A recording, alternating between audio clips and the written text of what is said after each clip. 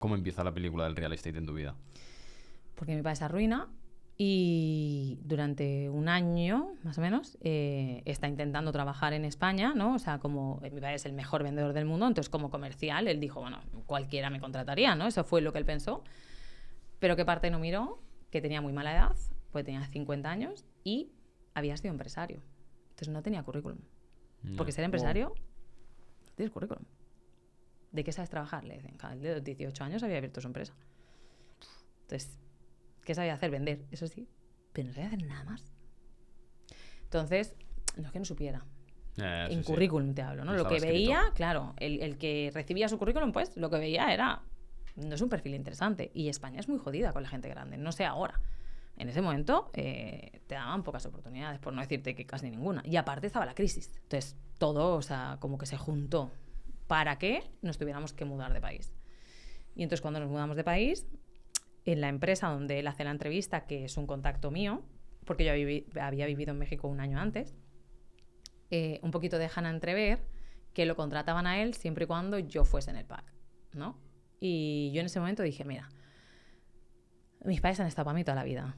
Me he caído, me he levantado 20.000 veces, he sido una cafre, los he hecho sufrir, no en plan, sé que hay hijos que son mucho más cafres, pero bueno, yo para ser la niña esperada, princesa, pues hombre, estaría un poquito princesa guerrera, ¿no? Y entonces igual y era más Tomb Raider que Cenicienta. Entonces, pues bueno, les quise como devolver el favor, ¿no? Porque ya estaba más grande, yo ya era más consciente de todo y yo ya pensaba, uy, madre, ¿no? Aquella vez que hice tal cosa o tal. Y entonces yo le dije, mira, yo me voy a ir contigo y no te hagas problema, y yo hasta que tú te levantes estoy ahí. Entonces, pensando que yo estaba ayudando a mi padre, en realidad me estaba ayudando a mí, porque fui yo la que encontró su nicho. Así empezó el real estate. ¿Qué fue tu primera operación? ¿Que fue vender algún piso? Sí, un piso. ¿Cómo fue? Porque no tenías ni idea del real estate, ¿no? Ni idea. Pues cero, ¿eh? Entonces, aparte, yo era la primera vez en mi vida que tenía que hacer un cálculo de cambio de divisa. Porque claro, todo esto yo estaba en México, pero estaba en una zona dolarizada de México. Entonces tenía que hacer un tipo de cambio y no tenía ni idea de lo que era. Yo decía, ¿cómo se calcula un tipo de cambio? ¿Y en base a qué lo calculo? ¿Cuál es mi punto de partida? O sea, ¿esto cómo va? ¿Y cómo sé si pierdo dinero? O sea, no entendía nada. Y entonces hago una venta relativamente rápido, que es como al mes de haber empezado o a las 3 semanas, no sé. No es lo habitual, o sea, el real estate cuesta entenderlo, ¿no? Yeah. Y arrancar. Pero yo lo había hecho con otro realtor, con lo cual este se llevaba la gran parte de la comisión porque yo era in-house del proyecto, que era una preventa, ¿vale? O sea, yo me llevaba un 1% y esa persona que me había traído el cliente se llevaba el 6%. Y todo lo había hecho yo. Yeah. Pero así estaba el mercado, ¿no? Y entonces fue todo mal, además, en la operación, porque no sabía hacer un contrato, yo pensaba que eso te lo haría alguien, resulta que lo teníamos que revisar nosotros, o sea, bueno, todo también arcaico, no lo siguiente. Y cuando me llega la hora de cobrar, el dólar estaba a 14.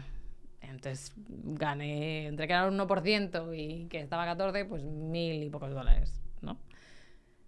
Pero bueno, al menos me dio la pista importantísima de no tienes ni idea, ponte a estudiar. Porque esto no es tan fácil como parece. No es vender un piso y parece que entregas la llave y ya está, no. Es que hay mucho en el medio. Entonces, estoy 4 meses sin vender nada. No entiendo nada, o sea, no logro arrancar, no logro entender dónde salen los clientes, cómo tengo que buscar, no entendía nada. Yo sabía que era buena vendedora, entonces yo decía, ¿pero por qué no estoy vendiendo? Y esto lo he contado alguna vez a mis amigas, pero es que había una vendedora que tenía sangre de horchata. ¿Tú sabes lo que es de horchata? Y cuando llegábamos los lunes que repasábamos lo que habían vendido, ella decía con esta actividad cerebral, reservo la unidad 202 del proyecto. Y yo decía, yo no entiendo por qué mierda yo no vendo. Si soy una tía simpática, si yo no tenía un duro y le llevaba un café, ¿sabes? Quebrada, perdida. Me decía, he perdido al río, voy a tener el detalle. Y soy una tía que al menos, oye, te lo cuento con un poquito más de, ¿tú sabes? Porque yo no estoy vendiendo. Y justo ya iba a tirar la toalla, iba a dejar la empresa porque ya dije, mis padres necesitan ayuda y esto no está saliendo, ¿sabes? Me voy a poner a hacer otra cosa. No sabía qué, pero iba a buscarlo por otro lado. Y justo la empresa me paga un coaching con Diego Dreyfus. No a mí, a toda la empresa. ¿Qué dices? ¿Así lo conociste? Sí, así conocí a Diego. A mi cabeza me está haciendo la película de Marta gana mucha pasta y lo contrata. Sí, la misa queda como mentoría, sí. Nada que ver, nada que ver, nada que ver. De hecho, cuando yo conozco a Diego, Diego no era ni famoso, ni tenía ningún canal de YouTube, ni tenía ningún nada. Diego era del boca a boca en Riviera Maya, que era donde él vivía. Y hacía muy poquito que había salido de un quiebre financiero bastante importante que tuvo. Que esto lo cuento porque tengo su permiso y porque él lo ha contado. Él lo ha contado, sí. Entonces, nada, yo lo conozco y entonces éramos 12, ¿vale? Y la mesita era así, típicas mesitas como huevadas, ¿no? Para que cupiésemos todos alrededor. Y entonces dio la casualidad que yo estaba sentada en la esquinita derecha y él se sentó aquí. Su silla tenía que haber sido enfrente, pero él se quiso sentar aquí.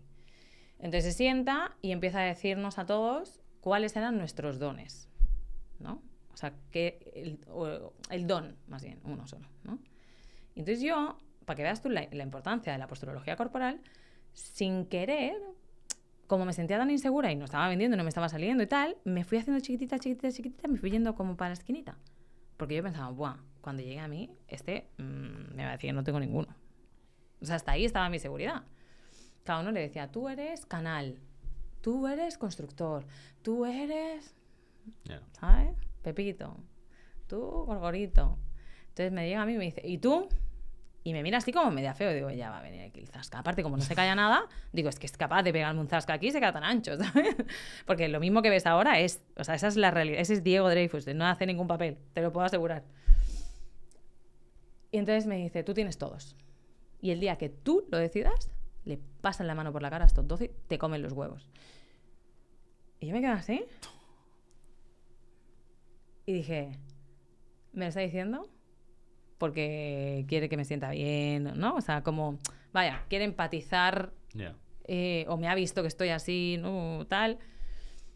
Y entonces, bueno, el estar con él, yo no me lo creí, obviamente, lo que me dijo. Y me dijo, y sé que no me vas a creer, pero yo sé que después de que terminemos estas sesiones, sí lo harás. Y siguió, pum, y siguió. Porque él suelta bombas y luego no te mira, ¿sabes? Entonces tú dices, no te da ni tiempo a responderle y él ya está en otra. Y entonces, bueno, nunca fue un coaching en el que me dijo... Esta es la técnica de venta A o esta es la técnica de cierre B, que es lo que muchas veces la gente espera. Siempre fue enfocado a mí, a cómo estaba yo, a dónde estaba yo, a quién era yo y quién quería ser yo. Y entonces te dibujaba una guía, pero no me decía lo que tenía que hacer, ¿no? Sino me invitaba a través del pensamiento propio a encontrar en mí las respuestas a las preguntas que yo misma me hacía. Qué bueno, ¿eh? Claro. Me ha quedado súper bonito, además. Sí, ha quedado bien. Lo he explicado bien, por primera vez no me he enrollado mucho. Y creo que se ha entendido. Entonces, fue un viaje interior muy cabrón. Claro. Porque eso, o sea, me di cuenta no solo de quién era, sino de lo que quería. Y lo vi posible. Y ahí estuvo la clave. Entonces me metí a trabajar de hostess para no ver al cliente como desde la necesidad, desde la escasez de no tengo pasta, le tengo que vender, sino saber que mis gastos fijos estaban cubiertos, ¿vale? Pero nunca tener suficiente dinero como para acomodarme. O sea, simplemente pagar la casita y la comida de mi perro, que tenía un gran danés, claro, para seguir incómoda, ¿sabes? Claro. Porque si te acomodas, entonces ya has cagado. Entonces, bueno, a los 2 meses, te hago la historia corta, tanto así, dejé de ser hostess, porque ya había despegado. En 2 meses. Sí. Él regresó, de hecho, en un mes a la empresa y preguntó, ¿qué? ¿Cómo va? ¿Cómo les fue? ¿Se ha notado cambio? Y todos, yo no había hecho consciente lo que ya había yo cambiado, ¿vale? Y el resultado que yo había tenido, porque no...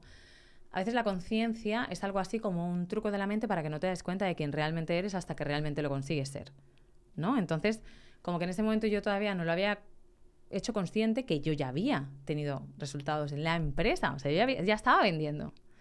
Y todo el mundo dijo el mismo comentario. No, yo bien, pero no manches la güera, Diego, no mames. Pinche güera, está con todo. Y decía, me volteaba, claro, la güera era yo. Porque iba rubia en ese momento. Igual era rubia bueno, como en México, ¿no? Así se llama. Entonces, claro, cuando vi que todo el mundo hacía referencia a mí, dije, pues sí, cierto. Entonces pasé de la número 0 a la número 1 de la compañía. En cuestión de 3 semanas. Entonces te das cuenta de la potencia de no solo un mentor, porque ahora se lleva mucho, ¿no? El mentor, no va por ahí.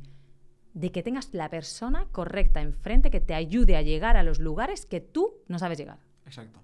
Es un arma tan letal, es un crecimiento... Te serán 3 semanas. No, si te pones a estudiar un curso de la Universidad de Harvard de Business, no te da eso.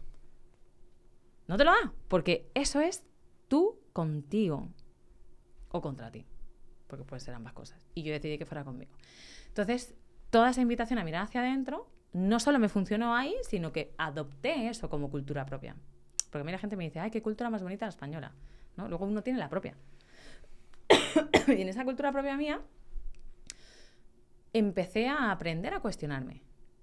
Porque hay que aprender a cuestionarse las cosas. No cualquier pregunta vale, ¿no? Y a veces necesitas este tipo de charlas con gente más interesante que tú para que te ayuden a llegar a los sitios que tú a lo mejor no has querido llegar porque te dolería demasiado llegar tú sola.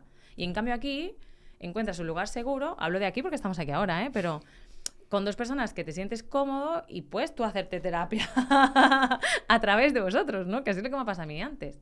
Entonces un poquito, esa fue la magia de Diego conmigo.